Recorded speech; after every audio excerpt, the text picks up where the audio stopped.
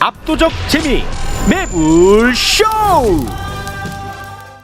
자, 그러면 경제 이야기 할 게 지금 굉장히 많습니다. 네. 일단은 지금 부동산 뭐 출렁인다 뭐 이런 보도가 나와가지고 이게 도대체 어떻게 된 사연인지 그것도 걱정이 되고요. 네. 그리고 새 시대 새 정부 이 경제 이슈가 지금 굉장히 많은데요. 그런 부분들 쉽고 간결하게 설명을 해드립니다. 지금 함께하시죠.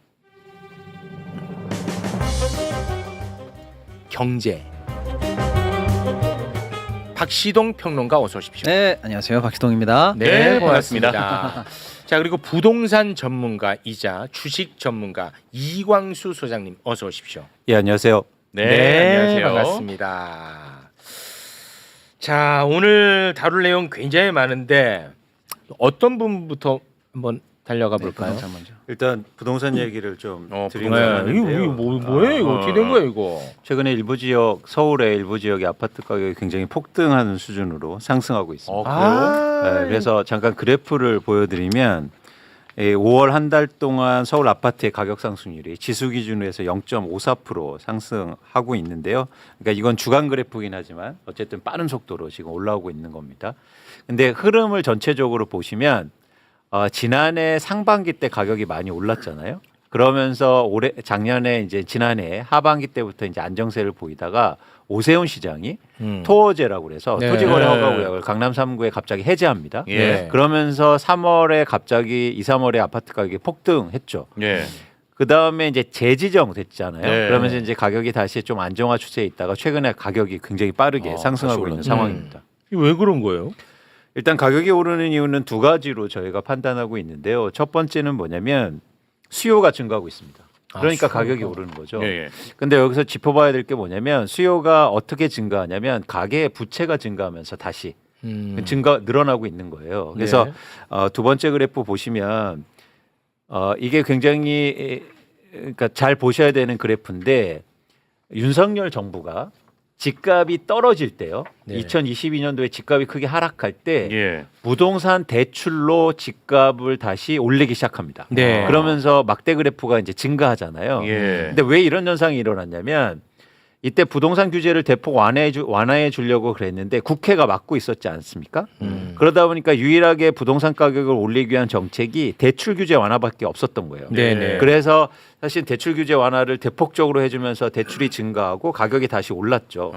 사실 이 상황이 지금도 계속되고 있는 겁니다. 네. 왜 이 말씀을 드리냐면 자 정부가 바뀌었는데 가격이 다시 오르면 이런 정책이 바뀌어야 되지 않습니까? 네. 근데 계속 유지되고 있는 거예요. 집값이 떨어졌을 때 대출 규제 완화가 아직도 유지되다 보니까 사람들이 지금 빚을 내서 막 또 집을 사고 있는 거예요. 아. 근데 지금 어떤 상황이냐면 서울의 아파트 15억 원을 사는데 예. 내 돈 2억에서 3억 원이면 살 수 있습니다. 예? 대출을 그렇게 준다. 그렇게 많이 해줘요? 자 어떻게 사는지 알려드릴게요. 자 전세를 끼고 사는데 네. 전세가 기본적으로 뭐 예를 들어서 9억 10억에 있지 않습니까? 네네네. 15억 원 아파트가 네. 그거를 끼고 살고 또 대출을 해줘요. 거기다가 또 대출까지. 충격적이죠. 원래 과거에는요 전세 끼고 사면 대출이 안 돼요. 후순위니까. 근데 지금은 은행들이 후순위 대출도 해줘요. 와.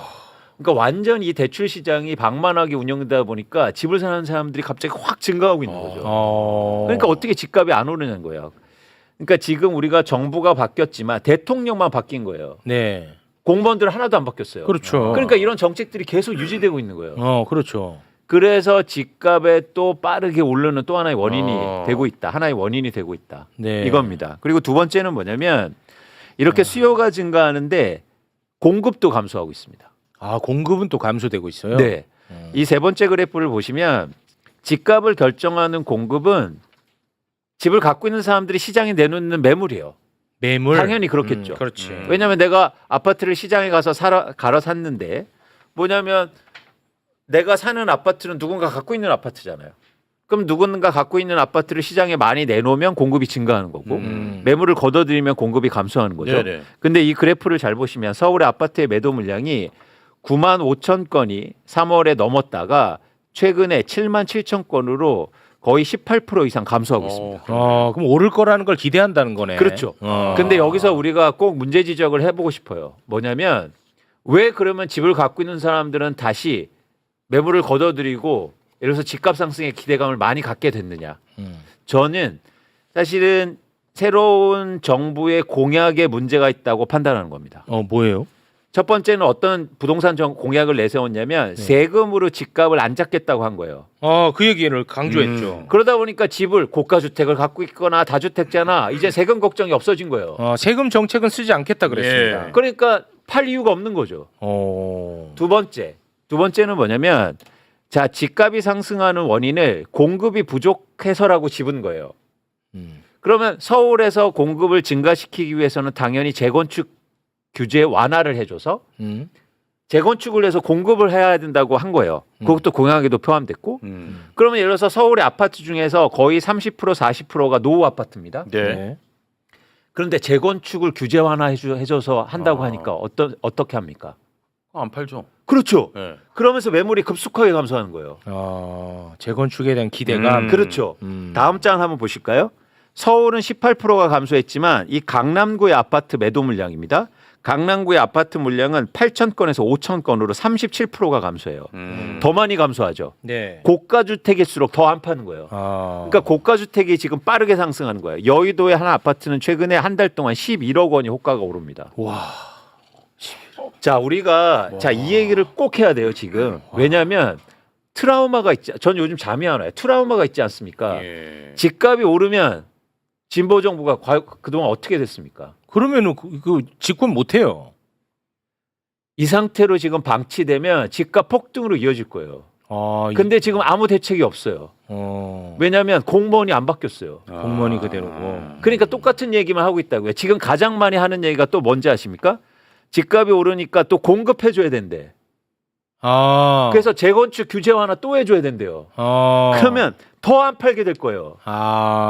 이게 어렵네. 아니 지금 우리나라에서 그러니까 이거를 정확히 그러니까 시장을 분석하는데 인과관계를 정확히 분석해야 됩니다. 그렇지. 그래야 이제 확실하게 대책이 나오죠. 그렇지. 네. 그건 정확해. 자, 서울의 아파트 가격이 오른다는 걸 공급 부족에서 찾아요. 그런데 공급이 과연 풍족했던 기간이 있었습니까? 그거는 뭐냐면 그냥 변하지 않는 변수예요. 변하지 않는 수예요, 그냥. 그렇잖아요. 예를 들어서 2022년도에 서울의 아파트 가격이 하락했는데 그때는 공급이 많아서 떨어졌습니까? 아니거든요. 공급이 단기적으로 집값을 결정하는 요인이 아니라고요. 근데 계속 집값만 오르면 공급이 부족하대. 그러면 서울에 땅이 없잖아요. 네. 그러면 재건축 규제 완화를 더 해줘라. 그래서 요즘 난리 났습니다. 조합들이 자 재건축 초과이익 부담금 없애달라. 그래야 공급 늘어난다. 그런데 네네. 만약에 재건축 초과이익 부담금 없어지잖아요. 그럼 우리나라 집값 더 폭등할 겁니다. 왜냐하면 수요가 더 늘어날 거잖아요. 네. 부담이 없어졌으니까. 그래서 지금 굉장히 엄중한 상황이다. 근데 이 얘기를 지금 안 하고 있는 거예요. 그러면은 대응책으로 넘어갔을 때 크게 그러면 두 가지를 바로 잡아야겠군요. 그러니까- 규제 대출 규제 부분. 자, 그다음에 되게 간단한데. 네. 자, 이제 중요한 게 뭐냐면 전 지금 반드시 부동산 얘기를 해야 된다. 왜냐하면 이게 정치적으로 부담이 있으니까 얘기를 안 하고 있는 거예요. 근데 가장 까다로운 걸 정치적인 부담이 있으니까 얘기를 안 한다는 건 정치적 부담은 뭐 어떻게 있다는 거예요? 제가 그런 걸 잘 몰라서. 그러니까 예를 들어서 이런 거죠. 뭐냐면 재건축 규제를 이제 풀어주지 않는다 이러면 지금 서울의 대부분 지역이고 경기도의 대부분 재건축 단지가 많아 있는 지역들 이제 지방선거 앞두고 있고 그러면 또 네네네. 거기서 반발이 생겨난다는 거군요. 엄청나게 큰 반발이요. 지역구 의원도 그렇고 사실은 저는 경제 특히 부동산을 정치적으로 해석하면 안 됩니다. 그렇기 때문에 그동안 정책이 계속 실패해왔던 거예요. 정치적으로 접근하지 그리고 마라. 지금 굉장히 급하다. 자꾸 제가 이런 얘기를 하니까 시기적으로 지금 급하다. 그렇습니다. 무슨 얘기를 하냐면 지금 이재명 대통령이 며칠 안 됐다. 네. 기다려라. 예, 아니요. 그렇습니다. 시장은 기다려주지 않아요. 지금 그게 지금 대부분이다. 야, 지금 2주 됐다, 임마 2주 자식아. 지금 난립니다. 시장은 기다려주지 않는다고요. 네. 시장이 집권 쪽이어서 나 집 안 사고 기다려줄게요. 안정되겠죠. 하는 거 맨날 기다렸기 때문에 그동안 실패했어요. 네. 왜 예를 들어서 집값이 떨어지니까 윤석열이 난리쳤습니다. 그거 들어보셨잖아요. 둔촌주공 살리기. 네. 집값 떨어지면 온 나라가 난리치면서 올려줘. 근데 왜 집값 오르니까 야 천천히 해. 좋은 정책 천천히 준비해야지. 왜 이러고 있냐고요. 당장 정책 나와야지. 근데 지금 굉장히 정책이 잘 먹히는 시장이에요. 지금요? 왜냐면 그건 또 왜 그래요? 마지막 장에서 보시면 과거에 집값이 오를 때는 전 세계가 다 올랐다고요. 우리가 아무리 노력해도 유동성 증가라든가 금리라든가 전 세계에 큰 흐름이 있었어요. 그러면 우리가 마음대로 할 수 없지. 근데 지금 전 세계 주요국에서 우리나라만 집값이 오르고 있다고요. 아, 그래요? 정확하게 정책 실패입니다. 그래서 무슨 얘기냐면 이제 좋은 정책이 나오면 한국의 집값을 안정시킬 수 있어요. 굉장히 중요한 상황이다. 아니 민생을 얘기하는데 가장 중요한 게 뭡니까? 아니 라면값 중요합니다. 더 중요한 게 집값 아니에요? 네. 집값이 이렇게 오르면 전세가 월세 폭등할 수 있다고요. 오케이, 알겠습니다. 자, 그러면은 이거 대응책으로 넘어가면 제 이해가 맞는지 아니면 틀리면 틀렸다 아니면 덧붙일 부가 있으면 덧붙여 주세요. 첫째, 대출 이대로 두면 안 된다. 이거 규제해야 된다. 두 번째, 재개발 재건축 이거 완화하면 안 된다. 이거 규제해야 된다. 요겁니까? 그렇습니다. 근데 조금 더 세밀하게 한번 보자고요. 네. 첫 번째는 뭐냐면 윤석열 정부가 풀어준 즉 집값이 떨어질 때 풀어준 정책을 그냥 되돌려 놓기만 하면 돼요. 일단 그거는 당위론적이에요. 왜? 집값 떨어졌을 때 도입된 정책이니까 집값이 오르면 다시 걷어들여야죠. 아, 윤석열 이전으로만 가면 된다. 그렇습니다. 일단 그건 빠르게 할 수 있어요. 네. 법도 필요 없어요. 그게 대표적으로 대출 관련된 내용들. 그게 이제 대표적으로 대출이군요. 두 번째는 뭐냐면 기대감을 줄이는 게 중요해요. 그렇기 때문에 예를 들어서 그렇게 완화되는 정책, 예를 들어서 재건축 규제 완화 이런 거 엄청나게 해주지 못해 우리는 지금 시장이 불안하니까. 네. 그래서 대표적으로 재건축 초과이익을 유지하겠다고 해야 됩니다. 그러니까 정책의 신뢰성을 줘야 돼요. 네. 지금 정책을 믿지 않아요. 그래서 다 기대하고 있다고요. 야 이거 언젠가 풀어주겠지. 금방 풀어줄 거야. 그런데 예를 들어서 아닙니다. 시장이 불안하니까 우리는 이 정책을 유지할 거고 우리는 기본적으로 대한민국 부동산 시장이 안정되는 게 1차적인 목표입니다. 라고 발표만 해도 돼요. 쉽죠? 네. 세 번째는 뭐냐면 이제 추경이 되잖아요. 시장의 유동성이 확대되고 금리가 인하되지 않습니까? 이 유동성이 주택시장으로 흐르지 않게 해야 돼요. 이게 되게 중요한 건데 지금 경제를 살리기 위해서 돈을 풀고 있지 않습니까? 네. 근데 만약 이 돈이 부동산으로 가잖아요.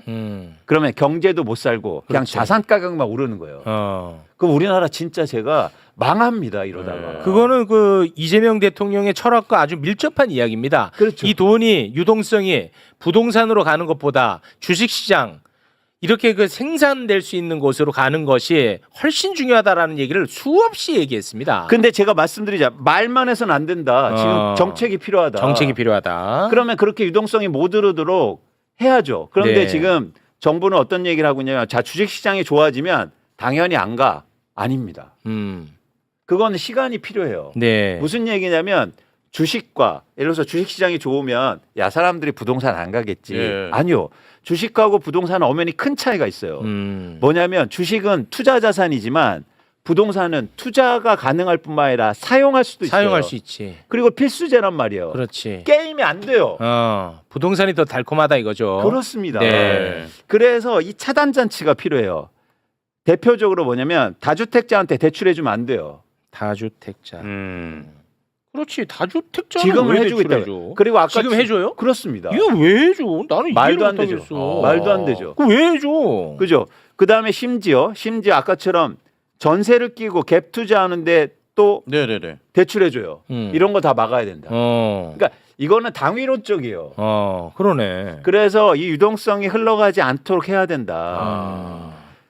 제가 그냥 드리는 말씀이 아니라 지금 굉장히 중요한 상황입니다. 지금 아주 그러니까 제가 볼 때는 지금 소장님이 말씀하신 그 방향성과 이재명 대통령의 철학은 같아. 근데 지금 왜 이렇게 목소리를 세게 내냐?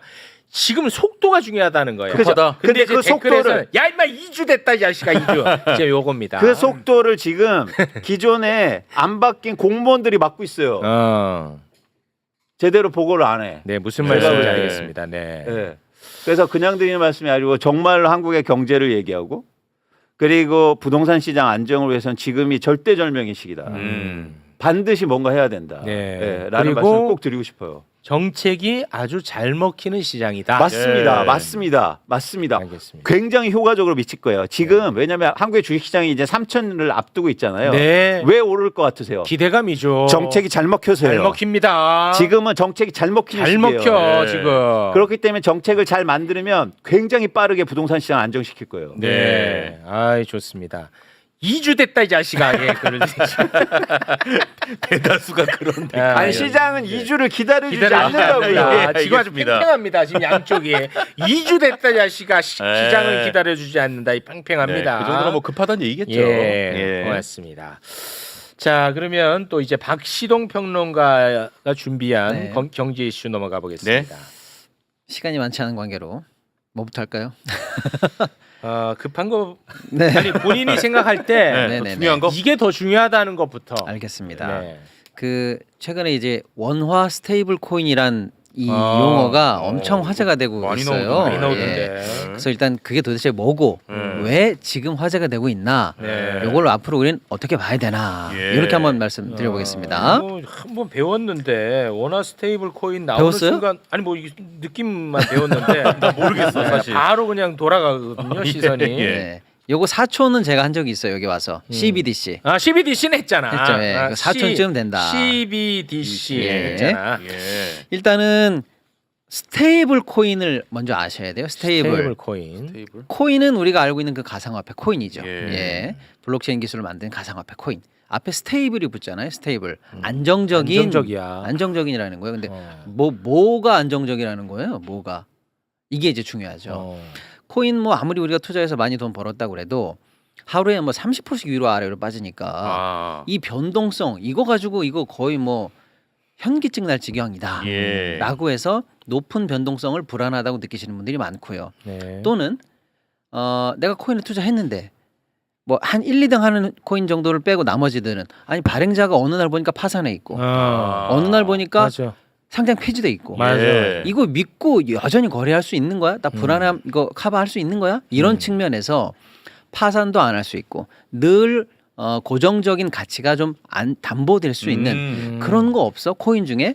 나 그러면 좀 안정감을 느끼겠어. 이런 차원에서 개발된 코인이에요. 네. 그럼 어떻게 하면 얘는 가치가 딱 한 곳으로 모여서 변동을 안 하고 또 안정감을 줄 수 있을까? 이건 뭐냐면 제가 1달러를 내요. 네. 그럼 코인 하나를 줘. 그러면 이 1달러를 받은 발행자가 이거를 계속 가지고 있어야 됩니다. 쉽게 얘기하면 나한테 받은 고객한테 받은 돈을 준비금으로 계속 갖고 있어요. 그러면 이게 계속 갖고 있다는 것만 확인되면 야, 나 이제 코인 낼 테니까 다시 현금 바꿔줘. 이러면 늘 교환이 되겠죠. 그렇죠. 네. 파산할 리가 없겠죠. 그렇죠. 그렇습니다. 그게 하나. 발행자가 준비금을 가지고 발행된 코인과 거의 같은 금액의 같은 가치의 자산을 담보로 가지고 있다. 네. 이러면 굉장히 안정감을 느끼고요. 네. 또 하나는 코인을 사고 팔고 하면서 계속 시세가 왔다 갔다 하는데 이거는 시세가 왔다 갔다 하지 않는 거예요. 1달러는 무조건 1코인. 뭐 이런 식으로 어떤 담보 자산, 기준 자산과 코인의 가격을 그냥 딱 일치시켜 놨습니다. 패깅. 그러면 불안하지 않죠. 진짜 몰라서 그러는데 예. 그럴 거면 코인을 왜 갖고 있어요? 바로 그겁니다. 일단 그렇게 만들어 놨어요, 일단. 투자 가치는 없어 보이네요. 그렇게 만들어 놓은 게 스테이블 코인이에요. 그게 스테이블 코인이야. 네네네. 그렇게 만들어 놨어요. 네. 불안하지 않게 가치를 딱 정해 놓고 파산하지 않게 딱 만들어 놨어요. 오케이. 그럼 이제 야, 그럴 거면 내가 1달러 갖고 있지 왜 1코인을 갖고 있냐? 요게 이제 중요합니다. 그래서 처음에 이거 만들어졌을 때는 이렇게 생각했던 사람들이 많아요. 뭐로 내가 코인을 해?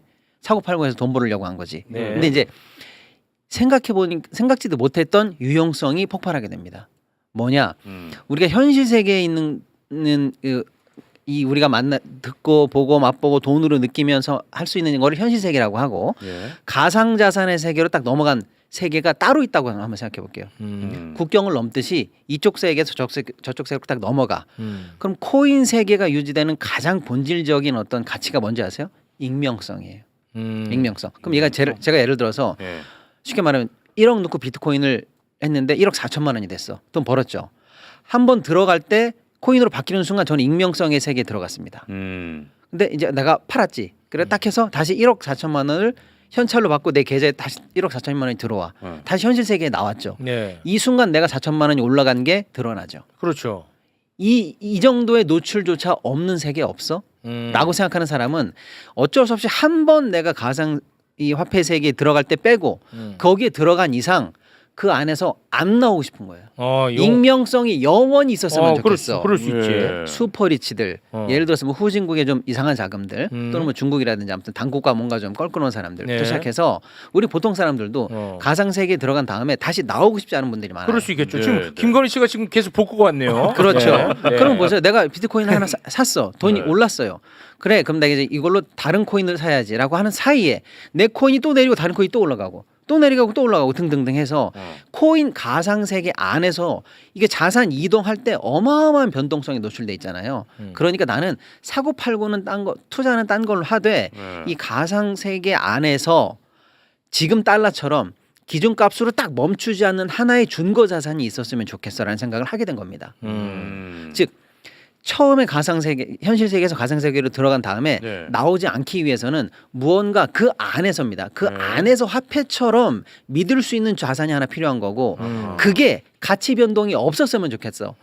그 세계 안에서 예. 저는. 이해가 되시죠? 네. 그런 수요가 이제 점점 생기게 되면서 이제 그런 걸 개발하게 된 거고 그 중에서 사람들이 가장 환호하는 스테이블 코인은 뭐냐면 그래도 우리가 현실 세계에서 가장 믿을 수 있는 게 뭐야? 미국 달러 아니야? 이거죠. 그래서 달러 기반 스테이블 코인이 세계적으로 폭발적으로 지금 거래량이 늘고 있습니다. 그래서 이건 이미 하나의 세계로 거의 완성되어 있다. 이렇게 보시면 됩니다. 네. 그래서 유명한 게 테더 들어보셨을 거예요. 테더. 테더 들어보셨을 거라는 얘기는 무슨 태도예요? 네? 대선 때 대선 때 초면인데. 예, 대선 때 준석이가 이준석 후보가 뭐 우리 이재명 후보한테 USDC 알아요? 그 얘기는 알지. USDT 알아요? 그거 했잖아. 코인 알아요? 이렇게 물어봤던 맞아. 그 USDT 그 T가 테더예요. 그 T가 태도야. 네. 그다음에 USDC C는 서클. 그러니까 예를 들어 지금 이 1, 2위 이 스테이블 코인 달러 기반 스테이블 코인 이 두 회사가 어마어마하게 세상에서 거래가 되고 있어요. 근데 이걸 만든 회사가 하나는 테더고 하나는 서클이에요. 그래. 근데 이제 이 달러 기반 코인 중에서 테더는 예를 들면 이런 거죠. 고객이 1달러를 내. 나는 1코인을 받아. 그럼 테더 얘네들은 그 고객한테 받은 그 달러를 가지고 늘 준비를 하고 있어야 되잖아요. 가치를 맞춰서 준비를 하기 위해서 테더는 예를 들어서 이걸 그냥 달러로 갖고 있어도 되지만 달러도 좀 갖고 있고요. 국채로 바꿔요. 미국 국채. 미국 국채. 국채도 어차피 안정적이잖아요. 미국 정부가 보증하는 채권이니까. 네네. 그렇게 해서 우리는 달러도 갖고 있고요. 미국 국채로 갖고 있고요. 그래서 늘 재산을 공개합니다. 그러니까 믿으세요 하는 게 이제 테더. 그다음에 서클은 뭐냐면 국채보다는 다른 발행사인데 국채보다는 MMF라든지 이렇게 해서 현금성 자산을 좀 더 많이 갖고 있어요. 어쨌거나 둘 다 어느 정도 발행량이랑 자기네들이 갖고 있는 자산을 미국 달러랑 패깅을 시켜놔서 가치를 거의 동일하게 유지하고 있는. 네. 그러니까 사람들이 어떻게 생각해서 이제 믿죠. 네. 분명히 내가 USDT 테더 하나를 갖고 있으면 이건 1달러야. 내가 USDT 하나 갖고 있으면 이거 1달러야. 네. 이걸 이제 믿어버려요. 믿어. 자, 그리고 이제 현실적으로 왜 거래량이 폭발했냐면 이런 것도 있어요. 자국 통화가 불안한 나라가 있어요. 예를 들어서 튀르키예 같은 나라. 인플레이션이 막 1000%씩 나버려. 그렇지.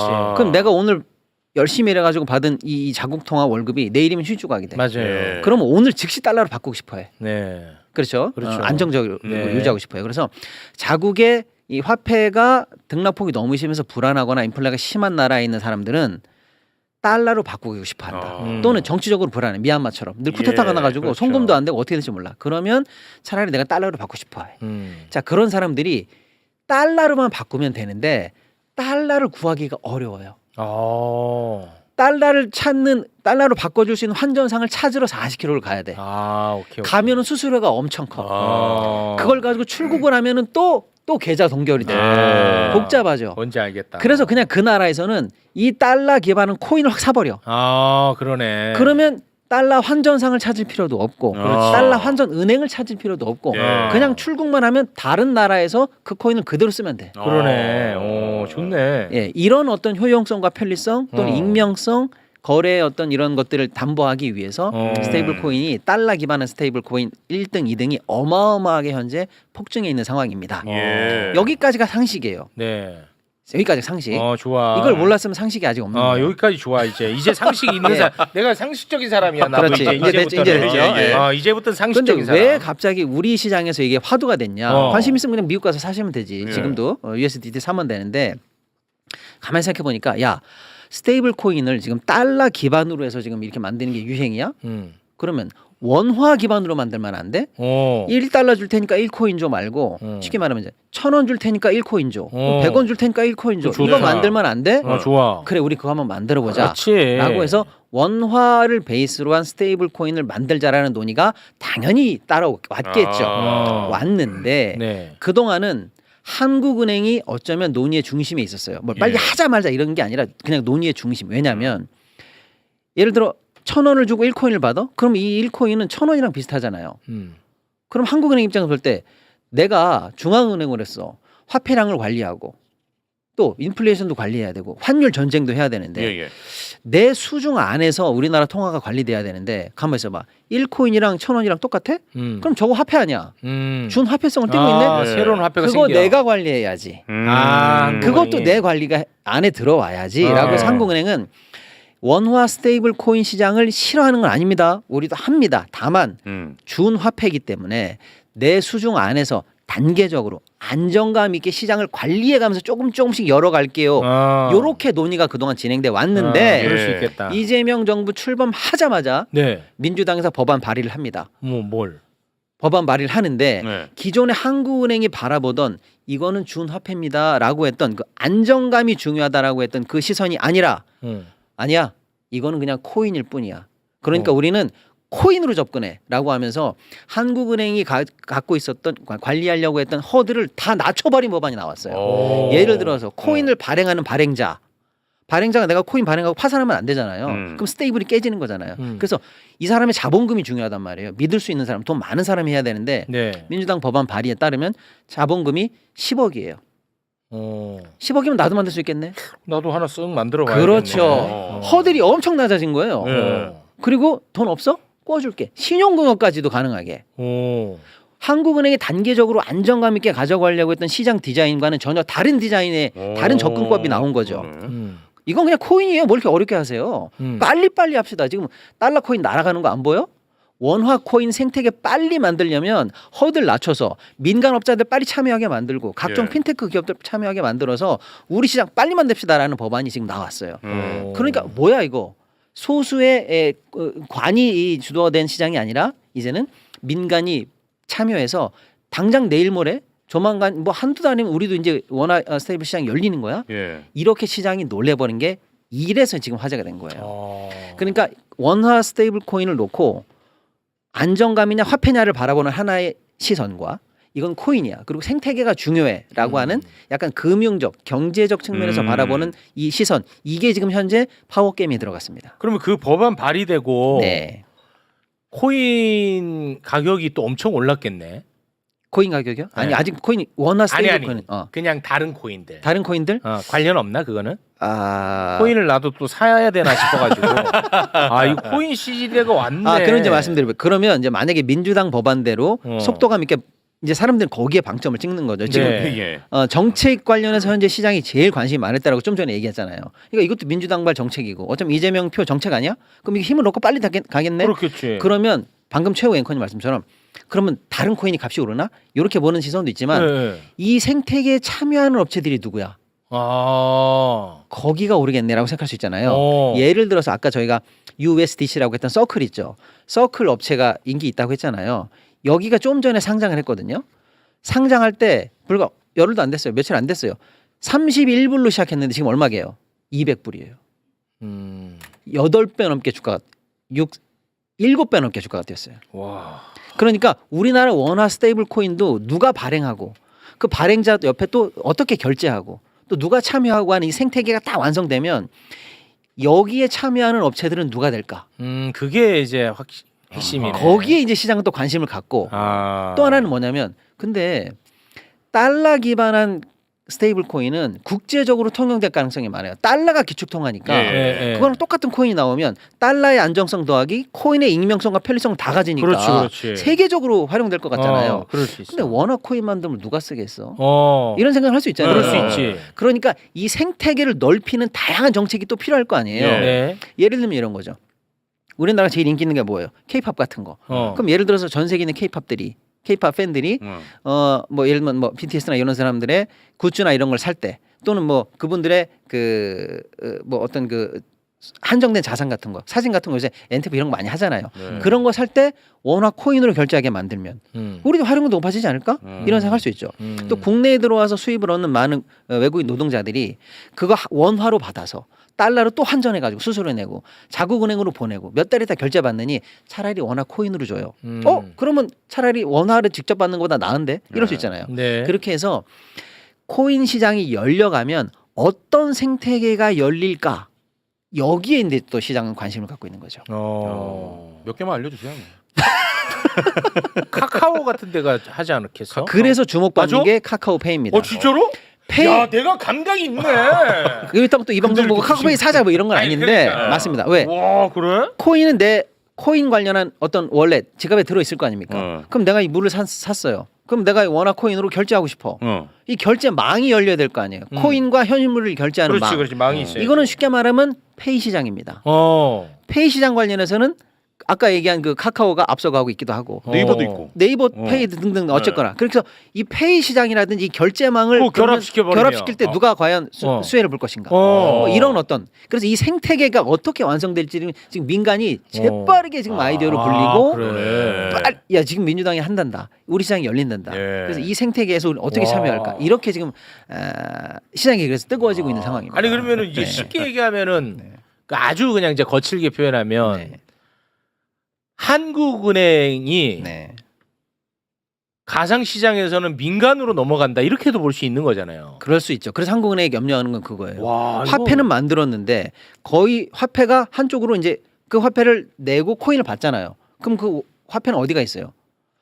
그 발행자한테 가 있을 거 아닙니까? 예. 발행자한테 가 있고 그거와 이 코인이 거의 가치가 맞는데 네. 맞잖아요. 근데 한국은행 예를 들어서 환율 때문에 환 전쟁을 막 하고 있어. 환 전쟁을 막 하고 있어. 달러를 지금 막 산다든지 아니면 원화를 막 산다는 환 전쟁을 하고 있는데 네네네. 이 흐름이 맞아져야 전략이 통하는데 이거랑 맞지 않는 다른 쪽에서 원이 존재하고 있어. 이걸 걱정하는 거고 또는 저쪽에서 원이 무너질 수 있어요. 오케이. 이 원화 스테이블 코인 시장에서 원의 가치가 무너지거나 올라갈 가능성이 있어요. 인기가 많아지면 원을 많이 시장에 있는 원을 많이 땡길 거 아닙니까? 네. 또는 뭐 생각보다 어느 순간 무너지면 갑자기 원이 풀릴 가능성도 있잖아요. 이해가 되시죠? 네. 사고 팔고 하는 과정에서. 그러면 나의 환율 정책, 통화 정책에 쓸데없는 바이어스가 걸린단 말이에요. 그렇지. 네, 이걸 두려워하는 거죠. 한국은. 두렵겠네 실제로. 예. 그리고 또 하나는 뭐냐면 지금 우리 이 모든 현대 자본주의 시장의 중심은 사실 은행에 걸려 있어요. 그래서 한국은행이 돈을 처음에 발행해서 은행이 돈을 딱 받아요.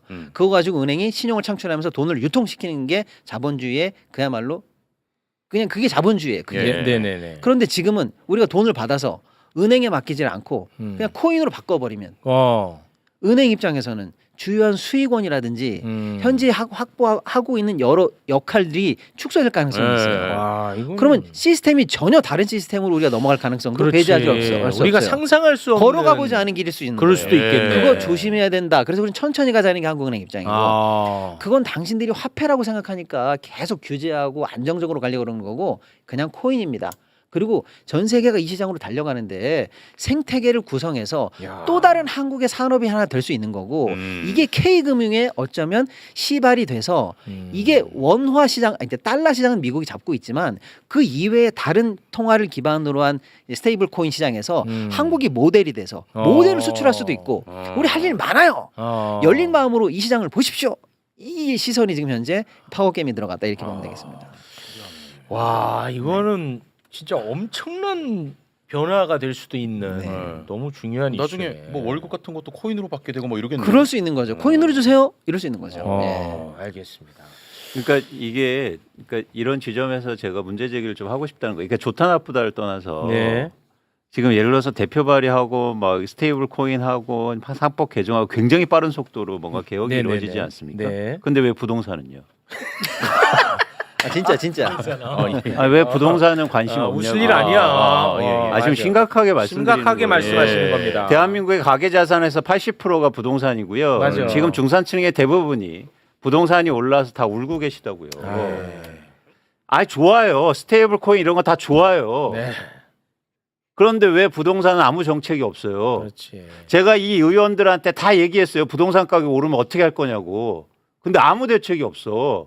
스테이블 동산이 더 중요하다. 맞잖아요. 안정적으로 가자는 거 아닙니까? 그렇습니다. 스테이블 동산. 스테이블 동산. 아니 자 일을 할 때 시급하고 중요한 일을 먼저 해야죠. 네. 뭐가 더 지금 시급하고 중요합니까? 아니 좋아요. 다 같이 우리가 좋아지자고요. 근데 왜 제가 부동산 얘기하면 야 시간 좀 가져. 지금 난리 났어요. 이런 것들 막 법안 발의하고 막 빨리 해야 된다. 막 국회 해갖고 빨리 통과시키자. 상법 개자. 좋아요. 좋아요. 근데 왜 부동산을 빨리 안 해줘요? 알겠습니다. 그거 외면하고 있다 나는. 귀찮으니까 싫은 거예요. 잡음 나오니까. 네. 근데 이렇게 방치하면 우리나라 큰일 납니다, 진짜. 예. 2주 됐다 이놈아. 2주 됐다 엄청 이놈아라는 글들이 많이 올라와요. 그럼 저도 이제 한 말씀만 드릴게요. 그러니까 네. 예를 들어서 한국은행은 너무 젠걸음만 하고 있고 네. 민간은 또 너무 속도만 하고 있다. 아, 예. 이거 말고 이제 그러면 이게 뭐 현실 금융에서는 순기능이 없나? 그러실까봐 말씀 하나 드리면 예를 들어서 미국에 있는 달러 소비자가 달러를 맡기고 코인을 받잖아요. 그럼 그 달러를 갖고 있는 발행자는 아까 국채를 산다고 했잖아요. 미국 국채로 갖고 있다고 했잖아요. 네네네. 국채의 새로운 수요자입니다.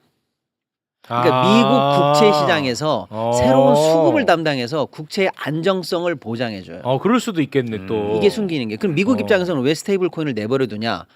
이것도 결국 미국 국채, 달러 기반이니까 기축통화 달러의 패권이 유지되는 더 거예요. 유지되지 미국은. 그러니까 해 이런 겁니다. 그렇지. 근데 우리도 올해 예를 들어 200조 이상의 국채를 발행해야 되는 상황이에요, 우리고. 그리고 좀 전에 오늘 이제 내일 추경안이 이제 확정되겠습니다만은 네. 시장에서 예측한 것보다 지금 훨씬 많은 30조 규모의 2차 추경이 현재 예정되고 있는 것 같아요. 그럼 또 이것도 국채 발행해야 돼요.